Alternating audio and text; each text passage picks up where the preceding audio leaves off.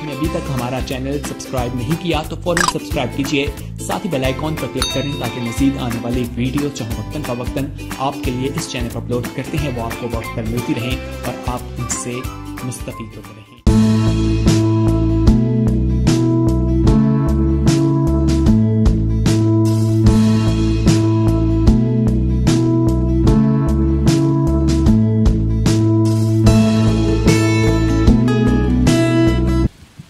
खुदावंद यीशु मसीह के बाबरकत कदूस और ख़ूबसूरत नाम में आप सब बहन भाइयों को मेरी तरफ से सलाम। जैसा कि डॉक्टर साहब बार बार हमें ये अवेयर कर रहे हैं कि आज गुड फ्राइडे है, यानी खूबसूरत जुमा है।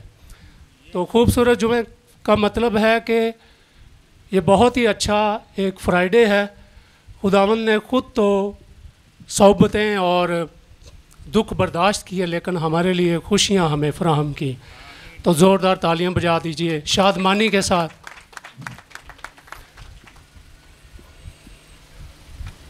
मैं खुदावंद का शुक्र अदा करता हूं कि आज उसने अपने ममसू के ज़रिए से मुझे दूसरे कलमे पर खिदमत करने का मौका दिया।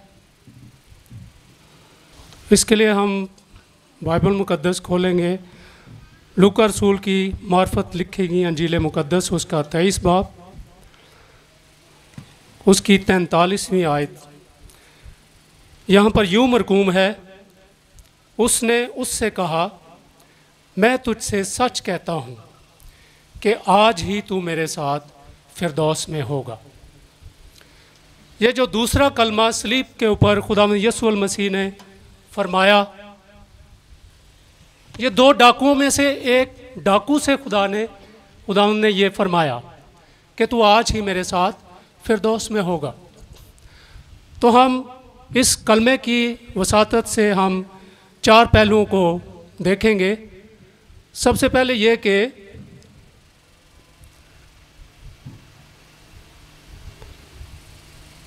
खुदावंद यीशु मसीह डाकुओं के दरमियान क्यों मसलूब किया गया।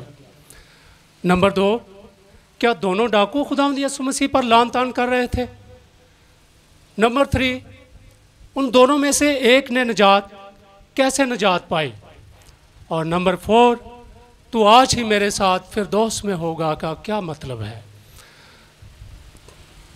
खुदावंद यीशु मसीह दो बदकार अशखास के दरमियान मसलूब किए गए, तो ये कोई ऐसी बात नहीं थी, क्योंकि ये खुदा की पाक मर्ज़ी थी। क्योंकि खुदावंद यीशु मसीह को कोई जबरन मसलूब नहीं किया गया, क्योंकि उसके पास इख्तियार है। उसने रज़ाकाराना तौर पर अपने आप को पेश किया कुर्बानी के लिए, बाप की मर्ज़ी को पूरा किया, जो कि अज़ल से ही ऐसा लिखा गया था। अगर हम पैदाइश की किताब में देखें तो वहाँ पर लिखा हुआ है, पैदाइश 3 बाब 14 आयत में, वो तेरे सर को कुचलेगा और तू उसकी एड़ी पर काटेगा। तो ये खुदा जब सांप को सज़ा सुनाता है, उसको कहता है कि एक पैदा होगा, औरत से पैदा होगा, और वो ही तेरी सरी को कुचलेगा और तू उसकी एड़ी पर काटेगा। एड़ी पर काटने से मुराद है कि उसको ज़ख़म लगेगा। तो खुदावंद यीशु मसीह के जिस्म मुबारक पर भी ज़ख़म लगे, पाँव पर ज़ख़म लगे, हाथों में कील ठोके गए, पसलियों में नेज़ा लगा, सर पर कांटों का ताज रखा गया।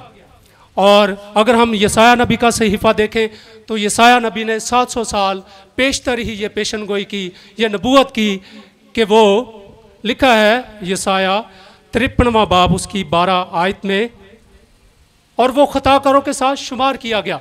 तो ये भी खुदावंद यीशु मसीह के बारे में ये लिखा गया था कि वो खताकारों के बायस, जैसा कि दो जो डाकू हैं, जो बदकार हैं, उनके दरमियान में खुदावंद को मसलूब किया गया, क्योंकि खुदा के बंदा ने खुदा के पाक रूह की रहनुमाई से ये नबूवत पहले से की थी कि वो जो खताकार हैं उनके दरमियान में मसलूब होगा। तो इसलिए खुदावंद यीशु मसीह को सलीब पर जो है ना लटकाया गया, और वैसे भी सलीब के बगैर हमारी निजात मुमकिन नहीं थी। इसके बाद हम देखते हैं कि दोनों जो डाकू थे वो लान तान यीशु मसीह पर कर रहे थे, लेकिन एक वक्त आया, एक लम्हा आया जब उस डाकू ने पहला कलमा सुना खुदावंद की मुबारक ज़ुबान से, जब आपने फरमाया कि ऐ बाप इनको मुआफ़ कर, ये नहीं जानते ये क्या करते हैं। उसने खुदावंद यीशु मसीह को पहचान लिया। उसने पहचान लिया कि ये कैसी हस्ती है कि लोग ताने दे रहे हैं, लोग जो है बातें सुना रहे हैं और कह रहे हैं कि तू मसीह है तो सलीब से नीचे उतरा, हम तुझ पर ईमान ले आएंगे। और फिर ये ताने देते हैं, लान तान करते हैं, मुंह पे थूक रहे हैं और तरह तरह की अजियतें दे रहे हैं, सलीब से नीचे उतर आ, अगर तू मसीह है। यही बात अबलीस ने कही थी जब यीशु मसीह आजमाए गए, अगर तू खुदा का बेटा मसीह है तो इन पत्थरों को कह कि रोटियां बन जाएं। तो अबलीस अभी भी खुदा में यीशु मसीह के पीछे, उसकी कोशिश है कि ये सलीब पर ना मरे, लेकिन खुदा की पाक मर्जी थी कि वो सलीब पर मरे, क्योंकि उसके जो है सलीब पर चढ़ने के बगैर हमारी खलासी, हमारी निजात मुमकिन नहीं थी। लेकिन अबलीस अभी भी वो उनके जो है उनको उभा रहा है, कह रहा है कि अगर तू मसीह है नीचे उतरा। यही डाकू कह रहा है तू मसीह है तो हमें भी बचा, खुद भी बच, हमें भी बचा। फिर जो दूसरा डाकू है वो खामोश हो जाता है। इस कलमे को सुन कर के ऐ बाप इनको माफ़ कर, वो टोटल बदल जाता है, खुदा का पाक रूह से चेंज कर देता है, उसके दिल को तब्दील कर देता है, क्योंकि खुदा का पाक रूह ज़ोरावरों को पकड़ लेता है, जैसे कि सौल को पकड़ा और उसको पलूस बनाया जो खुदा के लोगों को कत्ल करता था और उन पर जुल्म और सितम ढाता था। यीशु ने उसको पकड़ा और वही जो है जब खुदा में यीशु ने उसको पकड़ा तो वही उसी के लिए मरने के लिए भी तैयार हो गया। यानी खुदा का पाक रूह उस डाकू को भी उसकी ज़िंदगी को तब्दील कर रहा था, नजात का काम कर रहा था। नजात का काम कैसे कर रहा था? उस डाकू ने दूसरे को झिड़क कर कहा कि क्या तू खुदा से नहीं डरता, क्या तू खुदा से नहीं डरता, हालांकि उसी सजा में गिरफ्तार है। तो खुदा खौफी आ गई उसके अंदर। जब हम खुदा के करीब पहुंचते हैं, जब हम तौबा तक पहुंच जाते हैं तो सबसे पहले हमें खौफ, हमें डर लगना शुरू हो जाता है। एक डाकू को क्या मुझे बताएं कि क्या जब वो अपनी जो है जहालत की ज़िंदगी में था, जब लोगों को वो कत्ल करता, सताता, मारता, लूटता, तो क्या उसके अंदर खुदा का खौफ था? नहीं। लेकिन जब खुदा के पाक रूह ने उसको छुआ तो उसके अंदर डर आ गया, खौफ आ गया। अपने साथी को कहता है तू खुदा से नहीं डरता, उसी सज़ा में गिरफ्तार है, हमारी सज़ा तो वाजिबी है, हमने तो ऐसे काम किए हैं। लेकिन इसने कोई बेजा काम नहीं किया। खुदा में यीशु मसीह की तरफ इशारा करता है, अपना इकरार करता है और फिर खुदा में यीशु मसीह पर ईमान लाता है कि इसने कोई बेजा काम नहीं किया, ये रास्तबाज है। और बेशक खुदा में यीशु मसीह रास्तबाज और पाक है, उसने कोई गुनाह नहीं किया, बल्कि क्या हुआ कि हमारी बदकिरदारी खुदावंद ने उस पर ला दी। वो हमारी बदकिरदारियों के बायस कुचला गया, घायल किया गया। और लिखा हुआ है यशायाह नबी के सहीफा में कि उसकी शक्ल सूरत ना रही, इतना ज़्यादा मारा गया, इतना ज़्यादा कोड़े लगाए गए कि हड्डियां तक नज़र आने लगी और शक्ल सूरत जो थी वो बिगड़ गई। कांटों का ताज है। लिखा है कि कोई खूबसूरती, कोई हुस्न जमाल ना था। किन के लिए? मेरे और आपके लिए, हमारे गुनाहों के वास्ते। हमारी बदियां, हमारे गुनाह खुदा यीशु मसीह के ऊपर लादे गए। तो उसने कहा इसने कोई काम, बेजा काम नहीं किया। तो खुदावंद यीशु मसीह की तरफ वो देखता और कहता है कि जब तू अपनी बादशाही में आए तो मुझे भी याद करना। खुदावंद यीशु मसीह ने राइट नाउ उसे जवाब दिया। कोई उसमें गैप नहीं डाला कि परसों, 1 माह बाद या 2 साल बाद, आज ही तू मेरे साथ फिरदौस में होगा।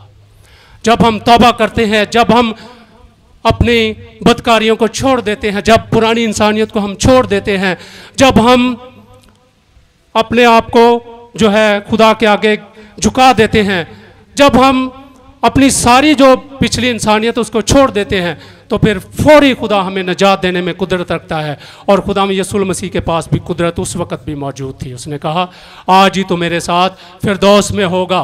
फिरदौस का मतलब है खुदा की हजूरी, जहाँ पर खुदा का जलाल है। बाइबल मुकद्दस में 3 बार फिरदौस का लफ्ज़ इस्तेमाल हुआ है।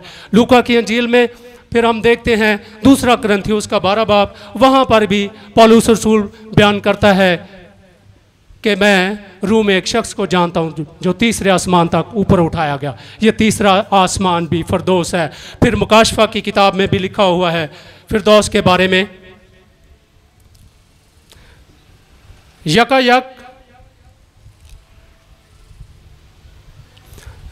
मुकाशफा 2 बाब 7 आयत में लिखा है, जो गालब आए मैं उसे उस ज़िंदगी के दरख्त में से जो खुदा के फिरदौस में है फल खाने को दूंगा। तो खुदावंद यीशु मसीह जो तौबा कर लेते हैं, जो नजात पा लेते हैं, जो अपनी पुरानी इंसानियत को छोड़ देते हैं, बुरे कामों को तर्क कर देते हैं, तो खुदावंद उसको उनसे वादा करता है तू आज ही मेरे साथ फिरदौस में होगा। दुनिया की ज़िंदगी आर्जी है। बाइबल मुकद्दस में लिखा हुआ है अगर इंसान सारी दुनिया हासिल कर ले लेकिन अपनी जान का नुकसान उठाए तो उसे क्या फ़ायदा। ये दुनिया आर्जी है, ये दुख भी आर्जी हैं, लेकिन जो अबदी ज़िंदगी है, जो कि ना ख़त्म होने वाली ज़िंदगी है, हमें उसके लिए दौड़ना चाहिए। और उसकी मंजिल क्या है? उसकी मंजिल है फिरदौस, जहाँ पर खुशी है, जहाँ पर शादमानी है, जहाँ पर खुदा का जलाल है, जहाँ पर खुदा का तख्त है, जहाँ पर खुदा की हजूरी है, जहाँ पर खुदा के मुकद्दसीन लोग हैं और जहाँ पर उसके फरिश्ते कद्दूस कद्दूस पुकारते हैं। क्या माहौल है। तो खुदा यीशु मसीह हमें उस फिरदौस में ले जाना चाहता है। उसने वादा भी किया मैं जाता हूँ तुम्हारे लिए जगह तैयार करता हूँ, जहाँ मैं हूँ तुम भी वहाँ हो। वो चाहता है कि हम भी उसके साथ रहेंगे क्योंकि वो किसी गुनाहगार की हलाकत नहीं चाहता। तो आए हम आज के दिन अहद करें, अपने आप पर गौर करें कि उसने निजात का दरवाज़ा तो खोल दिया है, दरवाज़ा खुला हुआ है। अब हमने खुदावंद की तरफ रजूल आनी, हमने उसको पहचानना है, रिकॉग्नाइज करना है। खुदावंद यीशु मसीह को सिर्फ जान लेना ही काफ़ी नहीं है, पहचानना ज़रूरी है और गहरे तौर पर उसको पहचानते जाएं ताकि वो हमें भी कहे कि तू आज ही मेरे साथ फिरदौस में हो गया। तो खुदावंद यही चाहता है कि हम सब फिरदौस में जाएं और उसके साथ शादमान रहें। खुदावंद मुझे और आपको आज के मुकद्दस कलमा के वसीला से बरकत दे। आमीन।